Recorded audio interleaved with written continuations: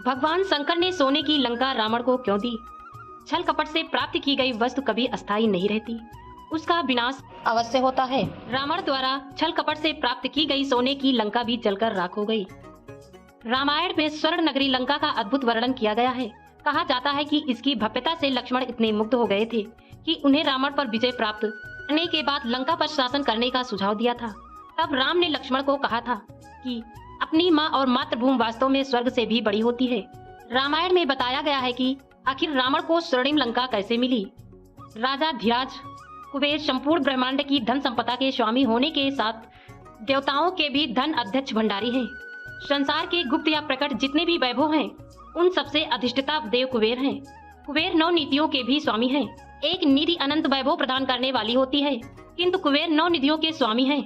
कुबेर की दीर्घकालीन तपस्या से प्रसन्न होकर ब्रह्मा जी ने इन्हें लोकपाल का पद, अक्षय निधियां का स्वामी, पुष्पक विमान व देवता का पद प्रदान किया।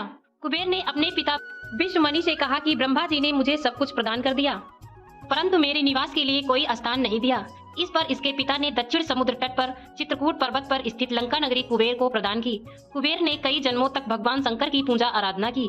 बाद कल्प में जब वे विश्रवा मुनि के पुत्र हुए, तब उन्हें भगवान शंकर की विशेष आराधना की।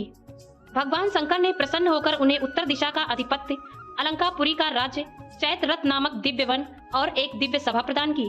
माता पार्वती को इन पर विशेष कृपा थी। भगवान शंकर ने कुबेर से कहा, तुमने अपने तप से मुझे जीत लिया, अतः मेरा मित्र बनकर यहीं अलंकापुरी में रहो।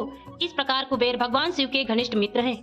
एक बार भगवान विष्णु और लक्ष्मी जी भगवान शंकर और माता पार्वती से मिलने कैलाश पर्वत पर आए। ठंड के कारण लक्ष्मी जी ठिठुरने लगी। सर्दी से बचने के लिए उन्हें पूरे कैलाश पर्वत पर कोई स्थान नहीं मिला। तब लक्ष्मी जी ने माता पार्वती से पूछा, आप इस पर्वत पर कैसे जीवन व्यतीत करते हैं? इसके बाद माता पार्वती ने वैकुंठ धाम की यात्रा, वहाँ के वैभव को देखकर पार्वती जी ने ठान लिया कि वो कभी अपने और शंकर जी के लिए ऐसा ही महल निर्मित करेगी। अपनी इच्छा को उन्होंने भगवान शिव के सम्मुख रखा, परंतु भगवान शंकर तो बैरागी ठहरे। वो कुछ नहीं बोले।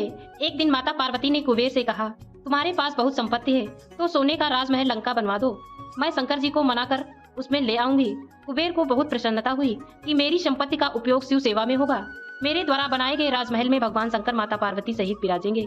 कुबेर ने अपनी सारी संपत्ति लगाकर देवताओं के शिल्पी विश्वकर्मा से सोने का राजमहल बनवा दिया, जिसे देखकर सभी देवताओं को बड़ा आश्चर्य हुआ। भगवान शंकर ब्रह्मा हैं, तो माता पार्वती ब्रह्म विद्या हैं। भगवान शंकर को पार्वती जी अति प्रिय हैं। पार्वती जी जो कहती हैं वही शंकर जी करते हैं। माता पार्वती ने शंकर जी से कहा, कुबेर ने बहुत परिश्रम और प्रेम से सोने का राजमहल बनवाया है। थोड़े दिन यदि हम वहाँ रहेंगे तो उनमें क्या हर्ज है? आप तो स्वयं आनंद स्वरूप हैं। आपको शमशान में भी आनंद है, तो क्या राजमहल में आपको आनंद नहीं होगा? भगवान शंकर ने कहा, कुबेर ने राजमहल तो अच्छा बनवाया है, किंतु उनमें अभी वास्तु पूजा नहीं की है। वास्तु पूजा किए बिना हम वहाँ कैसे रहेंगे? शंकर जी और पार्वती जी अभी ये सब बात कर ही रही थी।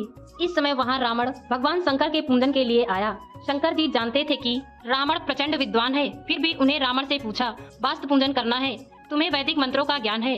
रावण की हाँ करने पर भगवान शंकर जजमान बने और रावण पुरोहित बन गया और सोने के राजमहल का वास्तु पूजन शाह आनंद संपन्न हुआ। रावण बड़ा लोभी था। सोने का राजमहल देखकर उसकी नीयत बिगड़ गई और वो मन में सोचने लगा कि किसी तरह ये राजमहल मुझे मिल जाए। पूजन के बाद भगवान शंकर ने रावण से कहा, पुरोहित जी आपको जो उचित लगे वो दक्षिणा मांग लो। रावण ने कहा, मैं जो मांगूंगा आप मुझे देंगे? भगवान शंकर ने कहा, मेरा नियम है कि मैं किसी को ना नहीं करता हूँ। रावण ने कहा, महाराज ये जो सोने का राजमहल है, इसका वास्तु पूजन मैंने करवाया है, उसे आप दक्षिणा में मुझे दे दो। ये सब सुनकर भगवान शंकर ने पार्वती जी से कहा, ब्राह्मण है मांग रहा है, हम लोग सोने के राजमहल में रहें या कहीं और, क्या फर्क पड़ता है? कोई गरीब राजमहल में रहकर सुखी होता है तो हम उसको देखकर भी सुखी हो जाएंगे। भगवान शिव के याचक मांगने वाले के लिए कल्पवृक्ष हैं।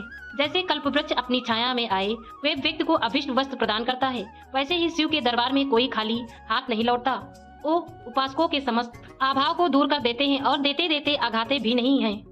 अवरदानी शिव के दान को देखकर लक्ष्मी जी ईर्ष्या करती हैं कि जो वस्तुएं बैकुंठ में भी दुर्लभ हैं, वे शंकर जी इन कंगालों को बांट रहे हैं। पार्वती जी को यह बात ठीक नहीं लगी।